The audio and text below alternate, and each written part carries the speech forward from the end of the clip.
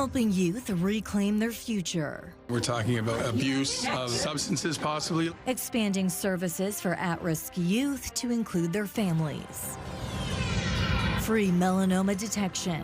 I think this provides a vital service. If you have a spot that you're worried about, come out and get it checked. Targeting people without family doctors. And a road safety reminder.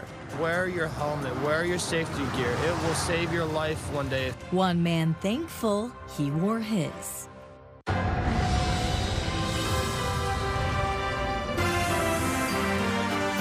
CTV News with Stefanie Masotti.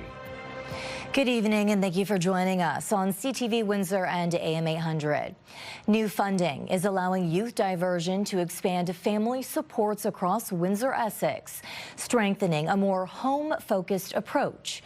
For more than 45 years, the organization has worked with youth facing behavioral, school and justice-related challenges get their lives back on track. Staff say a key gap remains. Families often need more tools at home. CTV's Sanjay Maru joins us now with more on this tonight. Stefanie, staff at Youth Diversion say they could spend weeks or months trying to help a young person develop coping skills or emotional regulation strategies. But once that youth went home, they found their parents were left trying to navigate those same challenges all on their own. This is Youth Diversion's new family engagement space inside its office on Windsor's West End. It's part of a more than $500,000 investment from the province to expand services, helping entire families instead of just one young person. The families are saying to us that they feel like they're not supported, that they don't have the tools in their toolbox to be able to help their child with de-escalation of high emotions. Windsor Police Chief Jason Crowley says officers regularly respond to calls where deeper issues at home may be contributing to a young person's behavior. We're talking about abuse of substances, possibly. Like, there's all kinds of issues, but it could be something as simple as just lack of supervision from parents because they're too busy trying to earn a living to support for their family too. The new model includes family coaching, parent workshops, and take-home toolkits filled with coping resources and sensory items. We've got earmuffs, a snack, because if our sugars are low, we're not happy, but also quick resources about ways to de-escalate a situation. Executive Director Joanna Conrad says the goal is to strengthen not just the young person, but the support system around them. When it comes to kids, especially with learning disabilities or intellectual disabilities for that matter, they're not necessarily understanding the repercussions of their behavior, but they're also not necessarily provided the strategies to change their behavior. And according to Windsor's police chief, this all comes at a time when early intervention and stronger family supports have become increasingly vital. We have minor calls like vandalism calls that have been around, since the dawn of time, to now we see a little bit more violent crime. So this is where we need partners like Youth Diversion and others to step in and really start making that difference. It's a difference Youth Diversion hopes will have a positive impact on the roughly 300 to 350 families it supports each year. Young people make up only 20% of the population, but they are 100% of our future. And alongside the family-focused funding, Youth Diversion also announcing a separate $100,000 grant for a program called Reset. This money also from the province aimed at helping youth with learning disabilities, autism spectrum disorder, and intellectual disabilities develop coping mechanisms before behavioral issues turn into suspensions at school. Stefanie. Okay, Sanjay Maru tonight. Thank you for this. In other news, the Windsor police have charged a 19-year-old man in relation to a downtown sexual assault investigation. Officers say on March 28th, the woman met two men and later entered their vehicle. Police say she lost consciousness and was assaulted in the back seat before being dropped off on Olet Avenue. Mohammed Al-Zubi was arrested and charged. Investigators are still searching for a second suspect. Windsor police have arrested as well a 37-year-old man and seized nearly $50,000 worth of illegal drugs along with replica firearms. Police say officials found hundreds of oxycodone and hydromorphone tablets along with fentanyl during an arrest on Olet Avenue on Thursday. A later search of a Wyandotte Street East home uncovered two replica guns and a pellet revolver. The suspects are facing drug trafficking and weapons charges. Despite facing a $20 million deficit, Windsor Regional Hospital leaders say Improving patient efficiency and staff safety remains a top priority. CEO Kristen Kennedy, now 6 weeks into her role, says she's still reviewing the hospital's finances and hopes to present a clearer plan to the board by September. Kennedy says the hospital is reviewing every program and service, looking first for efficiencies, partnerships, and ways to rebuild performance tied to ministry and Ontario health revenue. She says staffing is not the first place leadership is looking, but with $20 million to try and make up, nothing is off the table. I do need some time to be able to work through some of that, but the team's very engaged, as are the physicians, in working through strategies that have the least disruption to the organization and all of our programs and services that we provide in the community. Windsor's mayor maintains involuntary addiction treatment may be the only solution to the growing addiction and homelessness crisis. The province of Saskatchewan passed measures for involuntary treatment earlier this week. And as CTV's Bob Belichico reports, Dilkins feels it's only a matter of time before other provinces follow suit. The Compassionate Intervention Act was passed this week in Saskatchewan, allowing for involuntary addictions treatment to support individuals with severe addictions who are not capable of seeking help. We have to help these people. It's almost inhumane to think that some of the people we see on the streets are actually going to self-heal. We know this isn't going to happen. Mayor Drew Dilkins has never advocated for simply picking someone off the streets and, quote, warehousing them in the system. He points to the 90s when fewer people were living on the streets. They were harmless. They didn't impact businesses.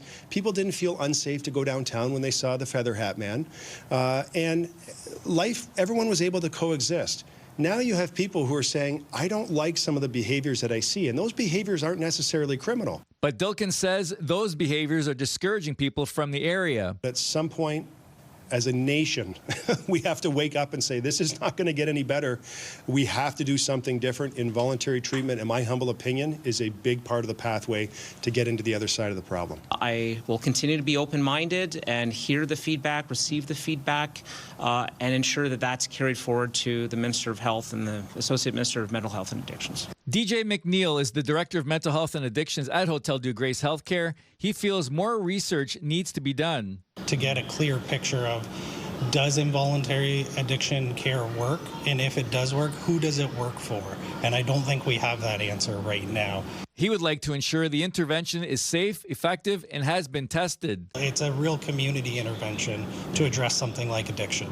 Windsor West MPP Lisa Gretzky would like to see more investment in mental health and addiction supports, as well as more affordable and supportive housing. So that people who are struggling with addiction, not just with drugs, but with alcohol as well, have somewhere to go where they're supported by professionals. Currently, patients in Ontario can be detained for assessment for up to 72 hours, with potential extensions if they meet specific criteria. Bob Belichico, CTV News. Let's take a break now with CTV meteorologist Gary Archibald, who joins me for a first look at the weather from the top of the Bell Building tonight. Good evening, Gary. Good evening, Stephanie. Good evening, ladies and gentlemen. Happy Mother's Day in advance to all moms across our great country. And of course, with sunshine right now, the hope is it will continue for the weekend. Unfortunately, there is a chance that we could see some rain, maybe even some thunderstorm activity over the weekend. I think if we do see rain, we'll likely see it Saturday afternoon. This stream, this blanket of rain that's just south of Lake Erie stays stateside. That's good news. However, there will be a system on its heels that could bring cooler temperatures at times on Sunday and some showers. I'll break down what you need to know as we look ahead to Mother's Day weekend. Yeah, both days are important. Moms deserve it, don't they? That's coming up. For now, I'll send it back inside to you at the desk. Stephanie? They do deserve it, Gary. Okay, thank you. And as weather warms up, a Windsor man is reminding the public to wear protective gear while riding bikes and or e-scooters, and at the same time warning drivers to keep their full attention on the road. Scott Dennis Batter was traveling westbound in the 1100 block of Wyandotte Street near Marion Avenue Thursday when the e-scooter he was driving and a pickup truck collided. The truck drove up over my leg, squishing my knee, and then drove over my spine, cracking my back. Some of my ribs are fractured. I have 2 breaks in my jaw. One of my 2 front teeth was dislodged. He says the driver failed to use his signal to notify he was making a right-hand turn. Police confirmed the incident and that the driver fled the scene. Police are not saying if the driver has been located or if any charges have been laid, but say an investigation is ongoing. Matter's overall message to the public. Always, whenever you're on a bicycle, a skateboard, a scooter, a unicycle, anything that you're not inside of a car, wear your helmet, wear your safety gear. It will save your life one day. A mobile skin cancer screening clinic is rolling into Windsor and Chatham this weekend, offering free checks at a time where access to a local dermatologist is very limited. Officials say there is only one dermatologist in all of Windsor-Essex and Chatham-Kent. CTV's Chris Campbell joins us now in the newsroom. And Chris, health experts say early detection could save lives. Absolutely, Stephanie. If you have a suspicious mole or skin spot you've been meaning to get checked out, doctors are encouraging you not to wait. Melanoma Canada's Mole Mobile Tour is making stops in Windsor and Chatham this weekend, bringing free skin cancer screenings directly into the communities. You know, the sun is shining brightly. With the warmer weather returning and more people spending time outdoors, Windsor Mayor Drew Dilkin says sun safety is something he now takes seriously. So I've got my hat on because I'm not blessed with a lid like these fine fellas, and I just got to protect myself from the sun. Dilkin says years of sun exposure while working summers on a boat as a teenager eventually caught up with him. I just had like basal cell, like probably what a lot of people had, not melanoma, but things that you have to monitor. Now doctors are hoping residents will take advantage of a rare opportunity to get suspicious spots checked for free. Dr. Mark Kirchhoff, president of the Canadian Dermatology Association, says Windsor and Chatham are underserved when it comes to dermatology care. I think there's only one practicing dermatologist now in the area in Windsor and none in Chatham, so I think this provides a vital service. I was here bright and early, so I was only like 16th in line. Melanoma Canada's Mole Mobile Tour launched in Ottawa a week ago today, with more than 130 stops coast to coast. Kirchhoff says people should watch for skin spots that are growing, changing color, bleeding, or not healing properly. He says catching skin cancer early can dramatically improve outcomes. We know that the earlier you detect the skin cancer, the better it is, the easier it is to deal with. When skin cancer is detected later, it might be too late. It may have spread throughout the body, and then we have to think about things like chemotherapy. So we want to avoid that if possible. If we can just cut it out, it's very easy to deal with. The mobile clinic operates on a first-come, first-served basis, and organizers expect large crowds this weekend. Kirchhoff says people in Ottawa were lining up as early as 6 a.m. during the tour launch last week. The need is high and much greater. The Mole Mobile will be in Windsor at the Walmart on Tecumseh Road East in the parking lot on Saturday from 10 to 4 and Chatham's Walmart Supercenter parking lot during the same times on Sunday. Organizers are encouraging residents to arrive early to avoid disappointment. Stephanie? Okay, Chris Campbell, thank you for this. Also tonight, a hearing to discuss a bad faith bargaining claim against Titan Tool and Die will resume next month. Unifor Local 195 presented its application on Thursday to the Ontario Labour Relations Board. Neil Naboot, the president of Unifor Local 195, says the union was left with no other options. He says he believes there is a strong case against the employer who has made no effort to end the lockout. Titan Tool locked out its unionized workers on August 11th last year. In October, the workers rejected 15 pages of concessions from the employer, including a wage freeze, elimination of cost of living language, elimination of retiree benefits, mandatory overtime, and concessions around pensions. The union represents 60 members, 27 of them active members. The union says the parties will meet again on June 9th. And a strike has been averted at TRQSS. The union says a tentative agreement was reached just hours before the strike deadline. A spokesperson with Unifor Local 444 says approximately 540 workers were set to walk off the job at midnight. The unionized workers had voted 98.3% in favor of strike action at the end of April. The plant is located on Patilla Road in Lakeshore and manufactures seatbelts for companies including Toyota, Subaru, General Motors, Mazda, and Nissan. Transit Windsor, meantime, is receiving a $4.4 million funding boost from the province through Ontario's gas tax program. Windsor-Tecumseh MPP Andrew Dowie joined Mayor Drew Dilkens at City Hall to unveil the investment. The money will help support Transit Windsor's operating budget and maintain current service levels. The funding comes as Transit Windsor faces an almost $8 million deficit and prepares an early review of its transit master plan. Dilkens says without the provincial funding, the city would have to make up the shortfall through local taxpayers, while also continuing to invest in new buses and projects like the East End Transit Terminal. In the end, it is in part based on a formula, and so the ridership is crucial, but this province has put in the floor, so if there is a decline in ridership, the funding is maintained where it was previously, because we want to get back to a period of growth, and certainly we're going to continue to invest, and so more ridership will mean more funding. Meanwhile, the City of Windsor is investing nearly $9 million in road rehabilitation and construction projects across Wards 8, 9 and 10 this year. Dilkens joined councillors this morning to highlight the work. Projects include major resurfacing along Tecumseh Road East, Queen Elizabeth Drive, Rhodes Drive, Dominion Boulevard and LaBelle Street. Construction is expected to begin this summer. Councillors say the upgrades will improve traffic flow, support transit and active transportation, and address heavy wear near schools. The city says more than $163 million has been committed to road infrastructure projects in 2026 alone. Some of these roads will start right on June 29th and be done by September 4th or whatever the first day of school is. So there are some different dates in there, but really we're doing our best to minimize the disruption. I know some other roads in the other wards will even have some night work as well. The City of Windsor hosted an information meeting showing 3 options for a new exit from the Twin Oaks Business Park. Each of the 3 options moves further east than the last.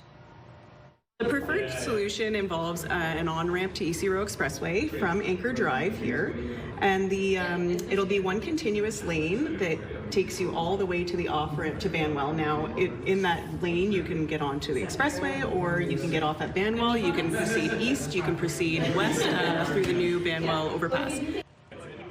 The process is just beginning, but the city is targeting to be done by mid-2027. Engineers are trying to find the best way to create a second egress out of the busy industrial park on the East End. The push for a second exit comes after the city closed the previous second access road during construction of the Nexstar Energy EV battery plant, leaving the road off Lozon Parkway as the only entry and exit points. Now, we want to hear from you. Do you have thoughts or comments on a story? Text us at 10400.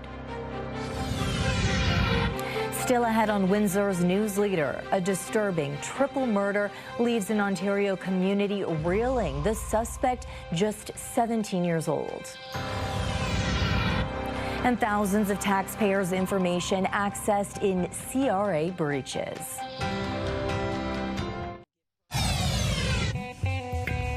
Start your day with the latest local news.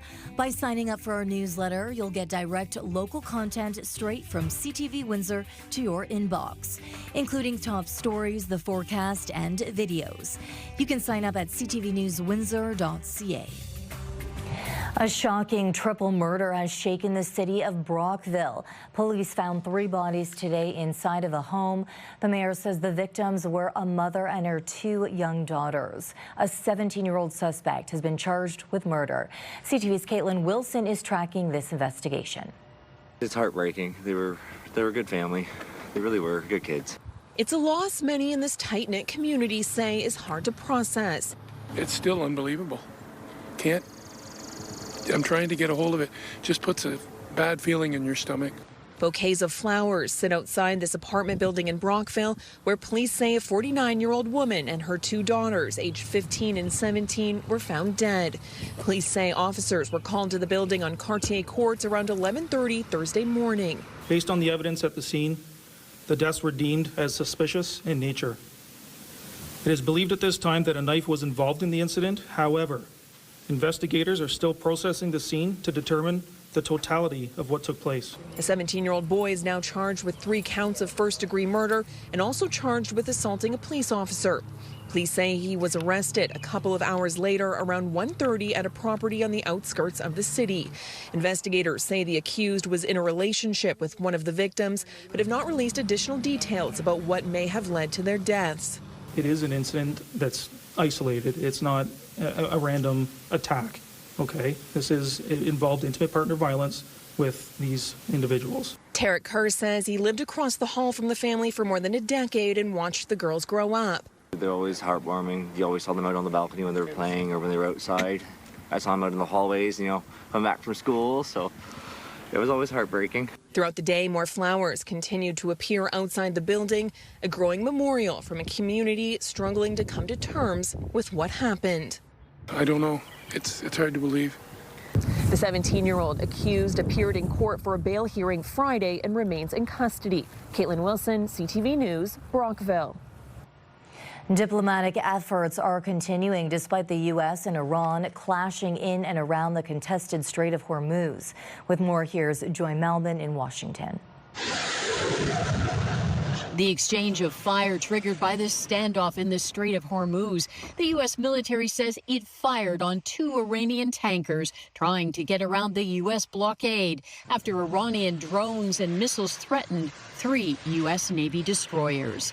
Effectively, nothing is moving in that critical shipping route, sending global energy prices soaring. We didn't fire, they fired on us. My point is, if you fire at a U.S. Navy ship, what are we supposed to do? Say, oh, there's a ceasefire, we're not going to shoot down your drone. The White House is still waiting for Iran's leadership to respond to a 1-page peace proposal that would de-escalate this war and deal with the sticky issues: control of the strait, Iran's nuclear program, and unfreezing Iranian assets at a later date. We should know something today. The hope is it's something that it can put us into a serious process of negotiation. Iran's foreign minister warned Washington that Iran will never bow to pressure, tweeting, "Every time a diplomatic solution is on the table, the U.S. opts for a reckless military adventure."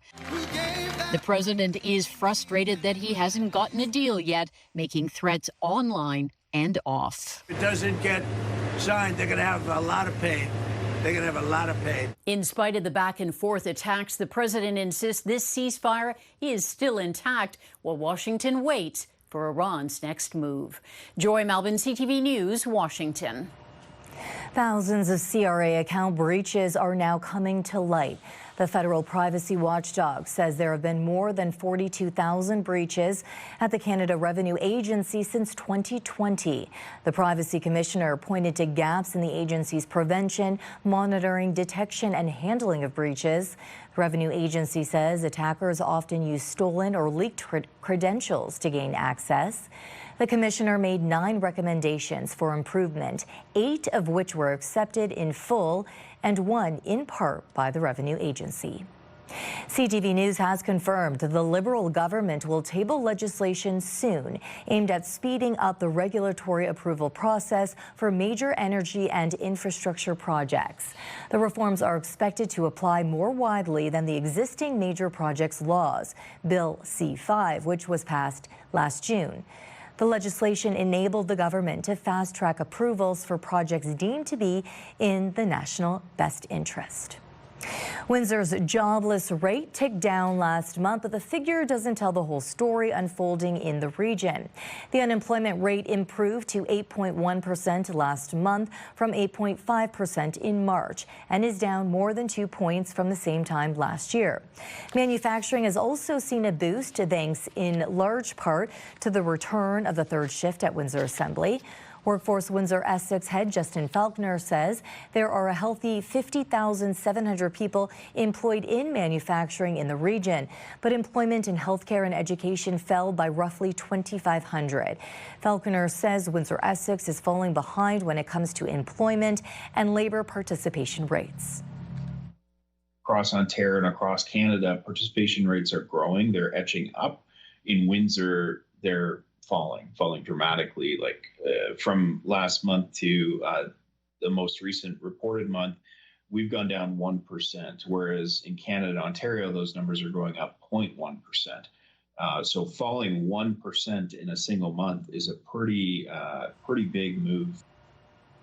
This takes us to our question of the day. Do you think it's easy to get a job in Windsor-Essex? Go to our website to cast your vote, ctvnewswindsor.ca. Yesterday, we asked if high gas prices are making you consider an electric vehicle. Out of almost 900 votes, 83% say no.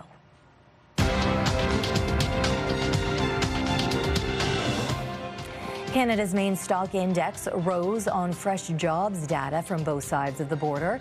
In Toronto, the TSX gained 221 points. In New York, the Dow added 12, while the Nasdaq is up 441. The Canadian dollar dropped 1/4 cent today. On commodity markets, gold is up about $20 an ounce and oil added 61 cents a barrel. I have no vision in my center vision in my right eye.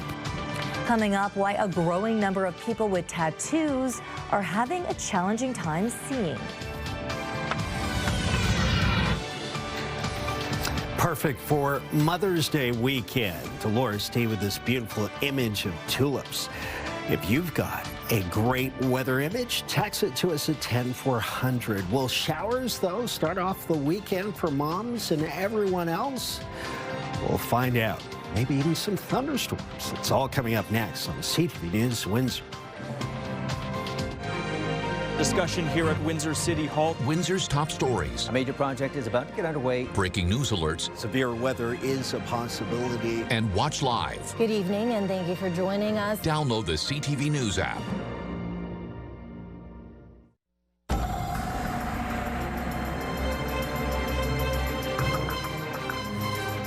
Gorgeous out. Gary joins me again. Gary, it is Mother's Day weekend. Yeah, you know, it's a big weekend. Hopefully the weather does work out. There's a chance of some spotty showers. Today was pleasant enough, no doubt. Reached a high of about 17. We're close to 19 for an average. Mixture of sun and cloud. It was cloudier in the morning. The afternoon looked nice, pleasant. And the evening has started off in a similar fashion as well. Air quality is good. It's a 3 on a scale of 1 to 10. The lower the value, the better. So that's good news. And that continues the streak since last week. So we're on the right track there. Temperature is a bit cooler in Chatham-Kent, 13 degrees, a mixture of sun and cloud. That's 55 degrees Fahrenheit, 63 or 17 in Windsor. Mixture of sun and cloud as we head towards dusk.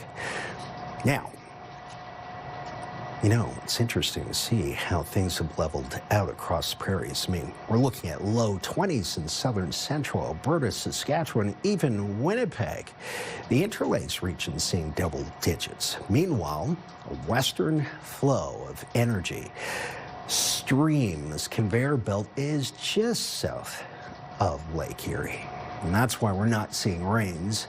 If we were a degree latitude, maybe a degree and a half latitude south, we'd be into rains, just like our friends in northern Ohio. For now, we are quiet tonight. There is a cold front that could threaten with showers and potential thunder showers for Saturday afternoon.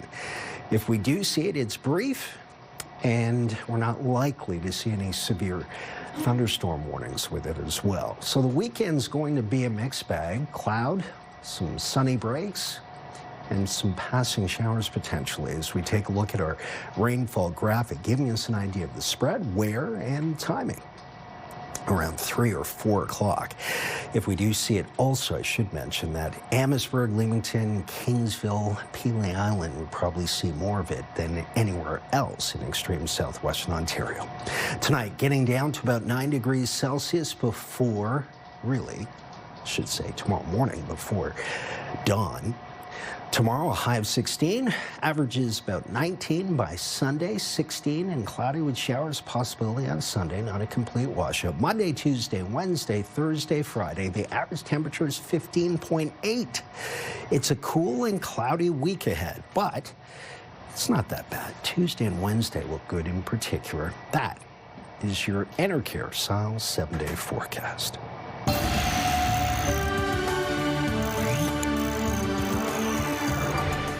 Chatham-Kent is welcoming 5 new family physicians as part of an ongoing effort to improve access to primary care across municipality. The doctors are now practicing in Chatham, Wallaceburg, Blenheim and Wheatley, most of whom are accepting new patients. Municipal leaders say the additions reflect the strong collaboration between healthcare and partners. Windsor Regional Hospital is expanding its discharge bay program at the Met campus, the goal to improve patient flow and reduce pressure on the emergency department. The new discharge bay officially opened on Monday. A 6-week pilot program has already helped transition more than 245 patients and reduce idle bed times by over 300 hours. Hospital officials say the dedicated space offers patients a place to wait for discharge and frees up inpatient beds for new patients. Registered nursing staff provide discharge instructions, education, and follow-up calls within 24 to 48 hours. With this process, we were able to save 450 hours of idle bed time.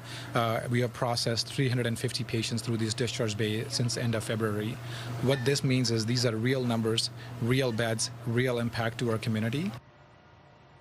And Windsor Regional is also expanding its hospital-to-home program, partnering with Erie Shores and Hotel Dieu Grace Healthcare. The program helps coordinate home care support for patients after they are discharged. Since launching in October, more than 300 patients have enrolled. Hospital officials say the expansion strengthens regional collaboration and improves patient care across Windsor-Essex. Also, the hospital says it's moving ahead with programs to keep staff safe. Employees will soon go through dementia-focused training where they will learn about de-escalation, person-centered communication, and risk mitigation. Hospital officials say it's essentially important as patients and dementia often have longer hospital stays and higher risk of hospital-related harm through no fault of their own. It's part of the disease, so kind of recognizing and understanding more about the disease and how we can redirect some of that behavior and successfully de-escalate, because the common techniques of an aggressive person who's acting out for violence wouldn't be the same techniques you would use with somebody who's confused or acutely delirious or with their symptoms of dementia. And with international concern around the Hanta outbreak virus, a link to a cruise ship, CTV News asked hospital leadership whether any local planning discussions have happened. The short answer, no, not at this point. From a community perspective, extremely low risk, no real significant person-to-person transmission, no big alarm bells being raised at all at this time. And from a hospital's perspective, we're always prepared for any respiratory-borne illnesses, as we always take precautions when anyone's admitted with those types of symptoms. A W5 investigation has found that a growing number of Canadians appear to have vision problems connected to their tattoos. The rare and painful condition can sometimes lead to vision loss. Here's CTV's Pat Foran. I went to school and I was like, guys, I'm getting a tattoo. I'm so excited. Alicia Thompson of Oshawa was 15 when she got her first tattoo, and over the years, she's added many more. After that, it was a snowball effect. I just kept getting more and more tattoos. In her early 20s, she noticed her tattoos would become inflamed and painful. Then she started to develop eyesight issues. My eyes would be crusted right over, and they would be red. I would have to put on sunglasses. Thompson was diagnosed with tattoo-associated uveitis. Her immune system was reacting to the tattoo ink, causing eye pain, light sensitivity, and vision loss. I have no vision in my center vision in my right eye. My wrist here, some symbols. Zachary Adamkowski-Sissons of Thunder Bay has tattoos and says when he was 20 years old, he developed eyesight problems. I started having issues with my right eye. It started to become red and inflamed. It became a little pussy. I couldn't open it. He also has tattoo-associated uveitis and requires ongoing treatment. I can't get more tattoos. About 1/3 of Canadians have at least one tattoo. That's more than 13 million people. Researchers say if you have a tattoo, you should not be alarmed by the study, saying tattoo-related vision loss is extremely rare. Well, I read about it, but my first patient was over 10 years ago. Dr. Nupra Bakshi is a uveitis specialist at St. Michael's Hospital in Toronto. She says while the condition is rare, more cases are showing up in Canada, and there are signs to watch out for. The tattoo is raised, the tattoo is swollen, there's bumps around the tattoo, and they also have inflammation inside their eye. There are some concerns about the type of tattoo ink being used. I think the main thing to keep in mind is have your tattoo at a reputed salon with, an artist of good reputation. If possible, perhaps find out what pigments are used just so that you have that for your own records. Pat Foran, CTV News, Toronto. Toronto traffic is already packed, so how will the city move millions during the FIFA World Cup? The answer when we return.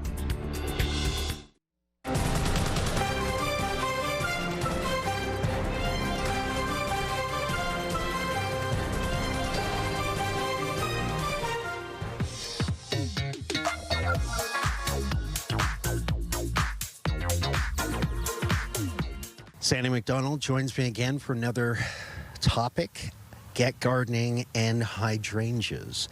Talk to us about this great flower and what we can expect in terms of its care. Gardeners usually have questions about hydrangeas. There's a whole series of different types, and they all need slightly different care. So it's kind of difficult to give good advice unless we know what kind of hydrangea we're talking about. But we did have a cold winter, so we had an issue.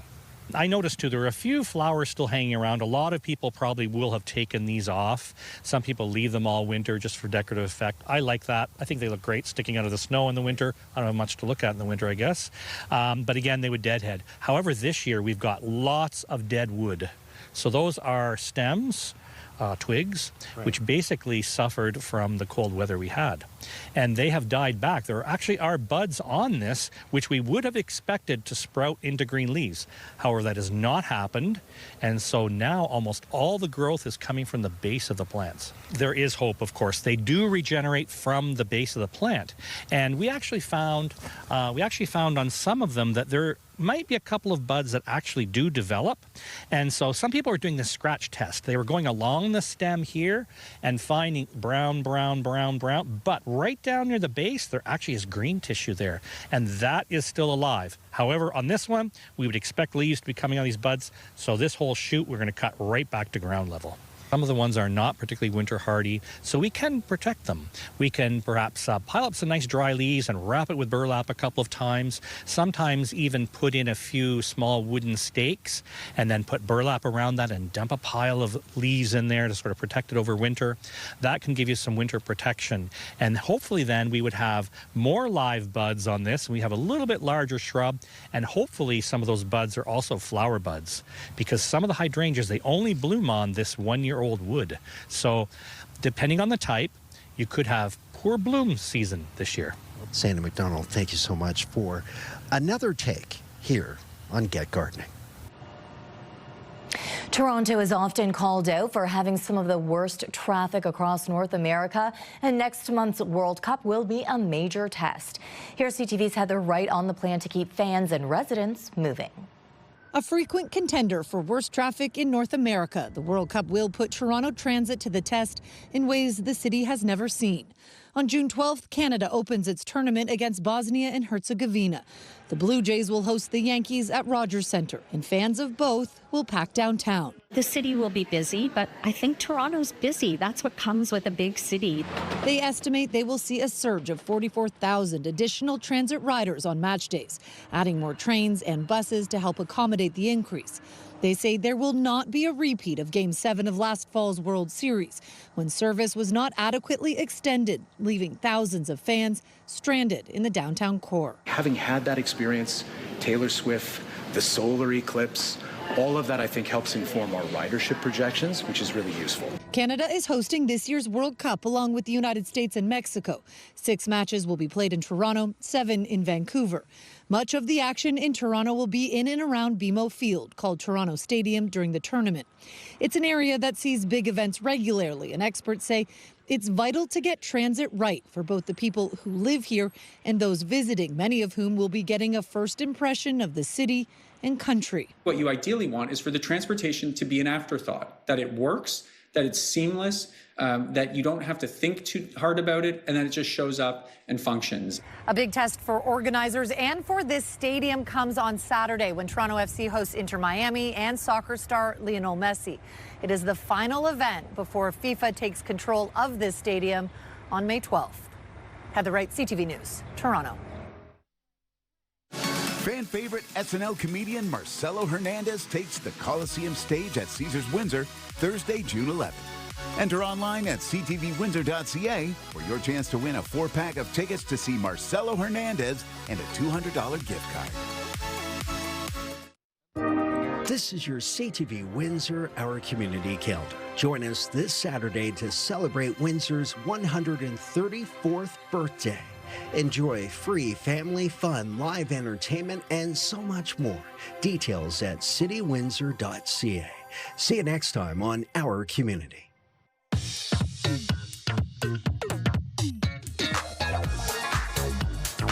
It's time to check in on what's happening now with Melanie Kettner. Now, Melanie, the mayor of Essex is renewing calls for Windsor Regional Hospital officials to meet with Essex County Council.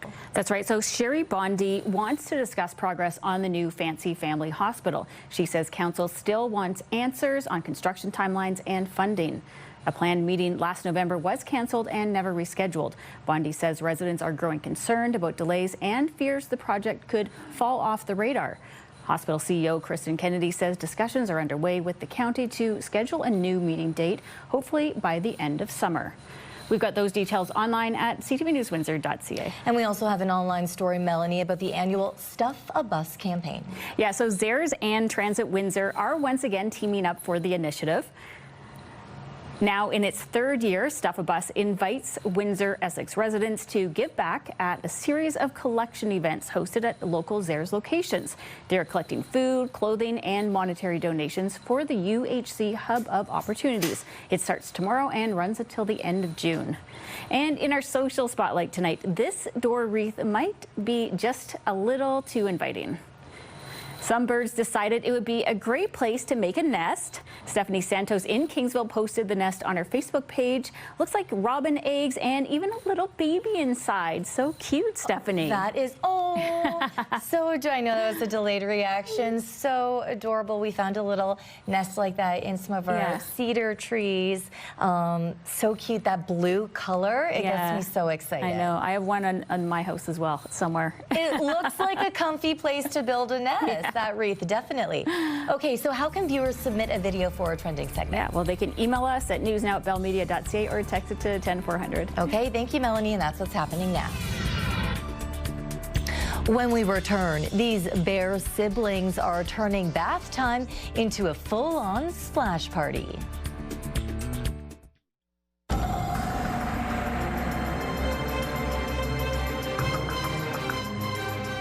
Before we end our newscast, happy Mother's Day weekend to all of our viewers. Happy Mother's Day to my mom, your mom, all the moms out there. There's a chance of some showers. I don't control the weather. People have already come up to me and said, oh, it better be great for the weekend. It's Mother's Day. Really? That makes sense to you, coming up to me and saying that? Think about it. Okay, so there's a chance of showers, say around 3 or 4 p.m. Saturday, and again on Sunday through the mid-morning. So make the best of it. It's not a complete washout. The good news is Saturday we're up to 20 degrees Celsius. Average high is about 19 tomorrow. So we're below that mark from Sunday through to Wednesday. And then things rebound nicely Thursday and Friday. I think Monday through to Friday next week, although temperatures cool to start the work week, will rebound nicely, and most of that week will be fair. Okay, great. We end tonight with something that will hopefully make you smile, a wild bear cub bathtub jamboree. That's what the Oregon Zoo recently shared on social media, showing a pair of orphaned bear siblings enjoying a spirited splash in a 300-gallon tub in the Northwestern Zoo's Black Bear Ridge habitat.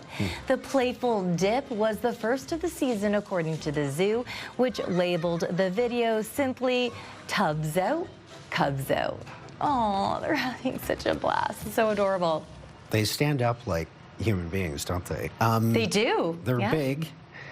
So be careful. Be careful out there in the wilderness. No, it's great to see the siblings getting along, right? Yeah. A little water play. Let's get along this weekend for Mother's Day weekend. Right, Let's try for that. Mom. Yeah, for Mom. Do it for Mom. Okay. On behalf of our dedicated team here at CTV News Windsor, thank you for watching. For updates throughout the evening, go to ctvnewswindsor.ca. Michelle Molesky and Gary will be back with your only late local newscast tonight at 11. Happy Mother's Day, Mommy. Happy Mother's Day.